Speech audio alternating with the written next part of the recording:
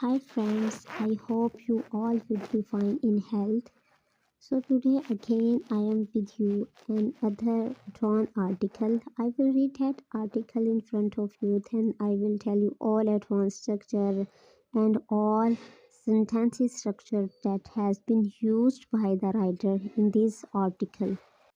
Our today article is why women still suffer. So let's start our today article and I translate that article in front of you and I tell you how that article has been made beautiful by using different type of structure and different type of sentences like simple and compound sentences.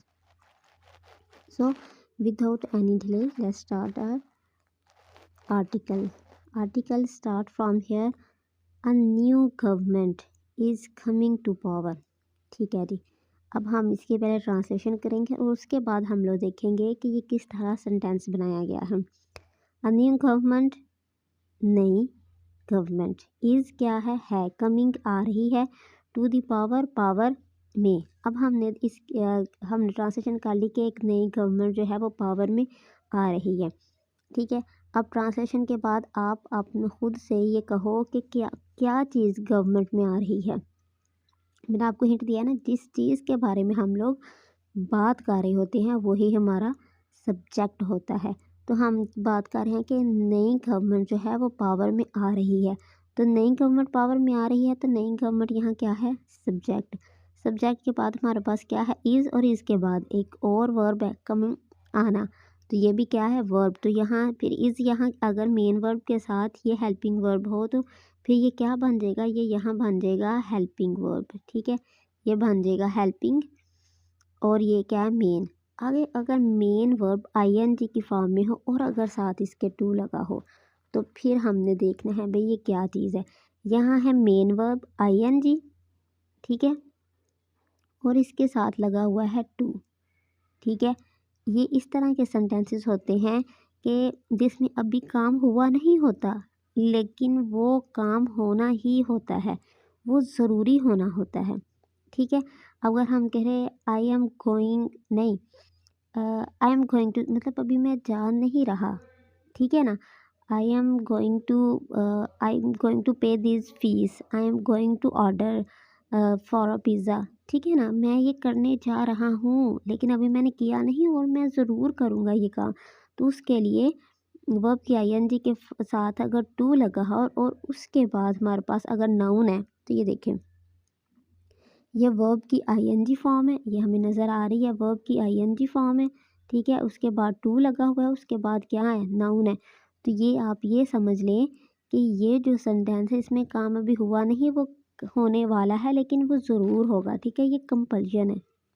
बात समझ आ गई। तो इसमें क्या कह रही है, a new government is coming to power. भाई कमिंग टू पावर में आ रही है तो उसने आ जाना है। ठीक है, ये काम होना ही होना है। ठीक है, आगे देखते हैं, as most new government do, as जैसे, मोस्ट न्यू गवर्नमेंट नई, बहुत ज़्यादा नई गवर्नमेंट डू करती हैं।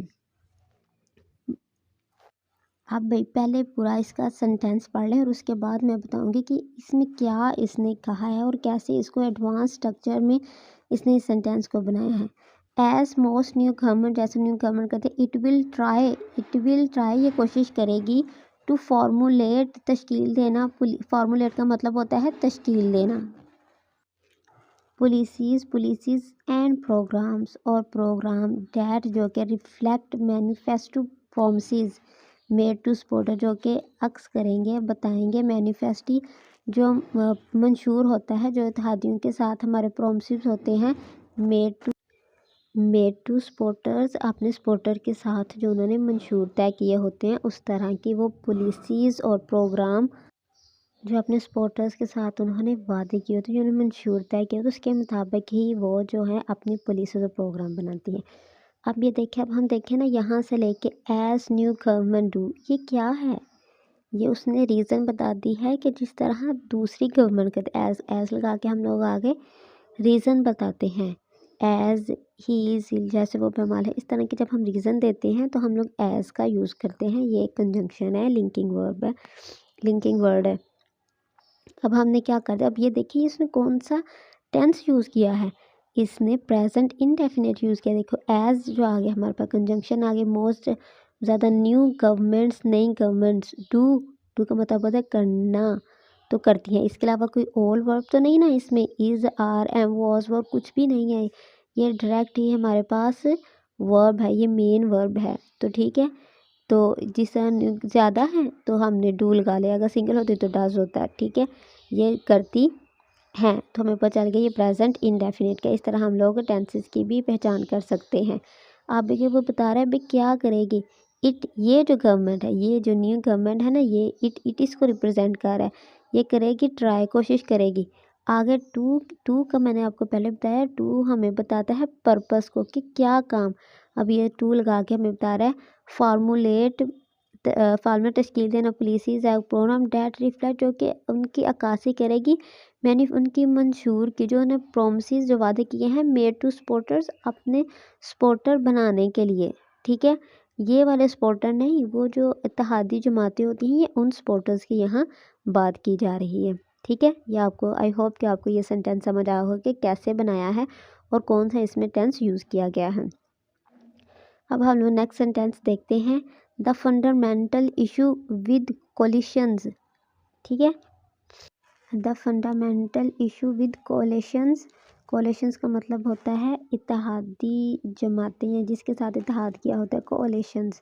ठीक है, the fundamental issue with collisions का जो बुनियादी जो इशू है ना कोलिशन इत्तेहादियों के साथ, मीन्स मतलब डैट के द मेकिंग ऑफ सच पुलिसीज, इस तरह की पुलिसीज बनाना, विल बी मोर कंसिस्टेड, जो उनका जो मौजूदा उनका जो स्टेटस है ना उसको वो मज़ीद बढ़ाएं। अब राइटर इसमें कह रहा है पाकिस्तान की सियासी जमातों के बारे में कि जो फंडामेंटल होता है बुनियादी इशू विद कोalition इत्तेहादियों के साथ, वो मीन्स मतलब ये है कि मेकिंग ऑफ ऐसी पॉलिसीज़ बनाना जो कि उनका जो पहले से मंशूर है, जो जैसा काम चल रहा है वो वैसा ही चलता रहे। ठीक है ना, इसलिए वो इत्तेहादियों के साथ जो पॉलिसीज़ बनाई होती हैं उन पे ज़्यादा तवज्जो देते हैं अवाम की परेशानियों की बजाय। ठीक है, अब इसमें पता चल गया आपको सब्जेक्ट कौन है। अब हम बात कर रहे हैं जो इत्तेहादियों के साथ जो बुनियादी मसला होता है, दफन विश्वविद्यालय, ये हमारे पास हो गया। मीन्स का मतलब होता है, उसका मतलब ये है, या उसका मीन्स मकसद होता है, या इसमें आएगा मकसद ये होता है कि ये क्या आ गया हमारे यहाँ, वर्ब आ गया। ये प्रेजेंट इंडेफिनिट क्या है, क्योंकि ये रूटीन है, और ये मतलब अगर एक गवर्नमेंट है तो वो ये करेगी तो दूसरी गवर्नमेंट भी फिर ऐसा ही करती है। ठीक है, ये आ गया सब्जेक्ट, मीन यहाँ आ गया वर्ब, आगे डैट लगा के वो इस मकसद को एक्सप्लेन कर रहा है। डैट लगा के आगे कुछ भी लिखा हो समझो वो जो पीछे वर्ब है उसको एक्सप्लेन किया गया है। ठीक है, अब ये जो वर्ब है जिसका मकसद, अब वो मकसद को एक्सप्लेन कर रहा है, वो भाई मकसद क्या है, मकसद को बता रहा है कि इस तरह की जो पॉलिसीज़ बनाती हैं वो बनती ही रहे।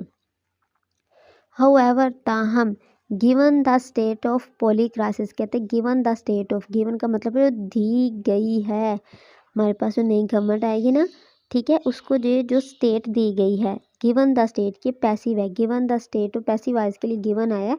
ठीक है, गिवन मतलब दी कोई और दे, गवर्नमेंट सेलेक्ट करते हम ही देते हैं ना उन्हें हुकूमत, तो इसलिए given the state of poli crisis, polycrisis का मतलब होता है ऐसी एक जगह जहाँ बहुत ज़्यादा मसाइल हो। ठीक है, पोली मतलब ज़्यादा, क्राइसिस मसाइल, डैट जो कि एग्जिस्ट इन पाकिस्तान टुडे, जो कि पाकिस्तान में एग्जिस्ट कर रहे हैं आजकल। ठीक है, in today Pakistan.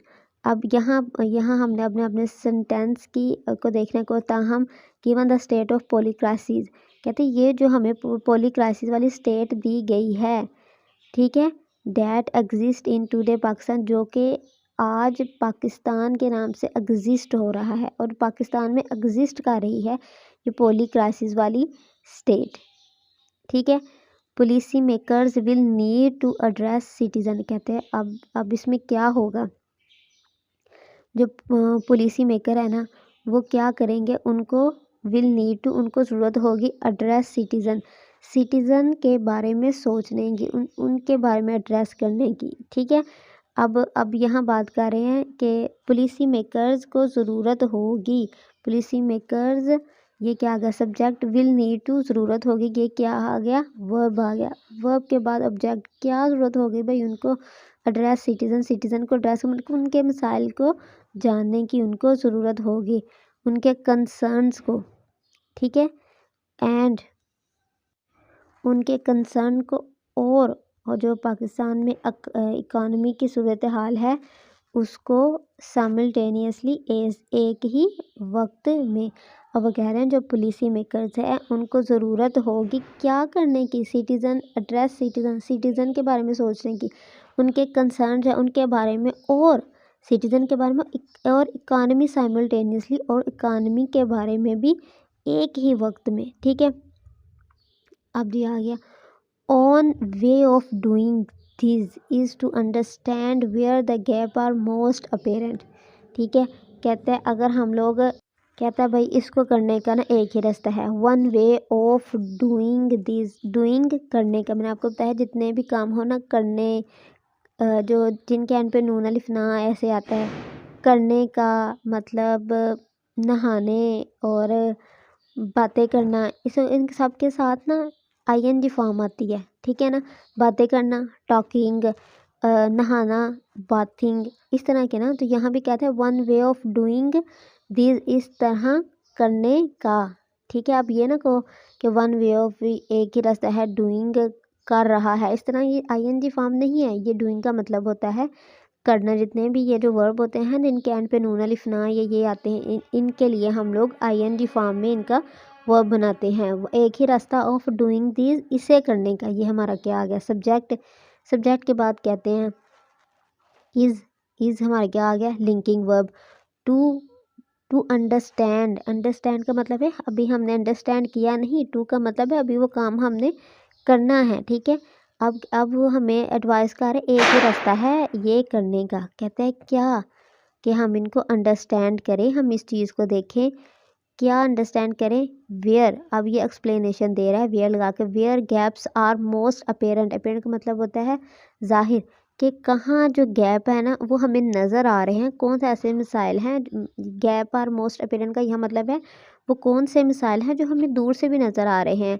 And show early success through tackling low hanging fruit in the immediate short term, and show early success, और हमें बता रहे हैं और नज़र आ रहे हैं अर्ली सक्सेस, बहुत ज़्यादा हमें बहुत जल्द इसमें सक्सेस होना, थ्रू, किसके ज़रिए हम सक्सेस हो सकते हैं, टैकलिंग, निपटने के लिए low hanging fruit. Low hanging fruit एक ना इडियोमेटिक एक्सप्रेशन है और इसका मतलब होता है ऐसे हमने मिसाइल पे काम करना जिनके मिसाइल जल्दी ख़त्म हो जाएंगे और हमें उनका रिजल्ट मिल जाएगा, ठीक है।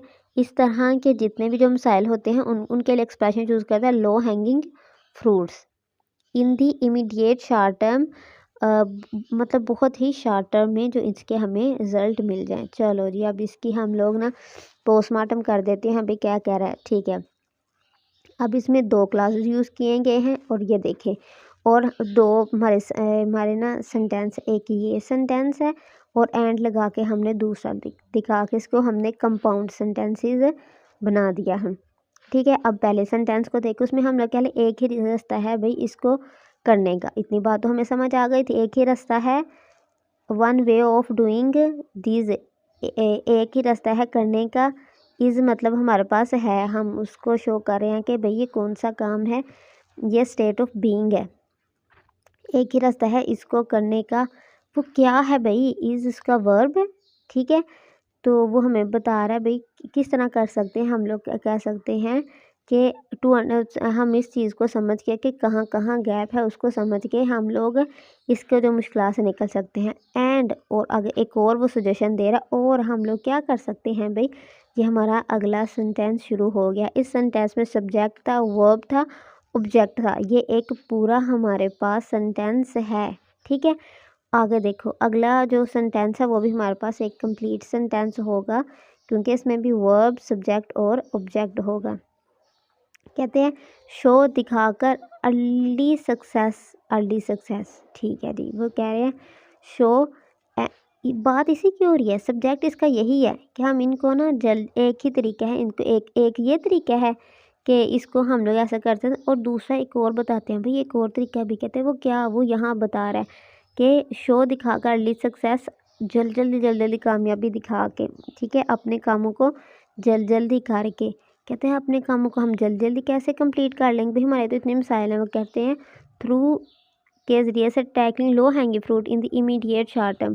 कहते हैं इसका तरीका ये है कि जो मिसाइल आपको नज़र आ रहे हैं, जो ऐसे मिसाइल हैं कि आप इन पे काम करोगे तो इनके आपको आउटकम बहुत जल्दी नज़र आ जाएगा ना, लोगों को भी बड़ी जल्दी इसको फ़ायदा पहुंचेगा। तो उस तरह के प्रोजेक्ट पे काम करके, ठीक है, उस तरफ ज़्यादा काम करोगे तो आपको अर्ली सक्सेस, बहुत जल्दी कामयाबी मिल जाएगी।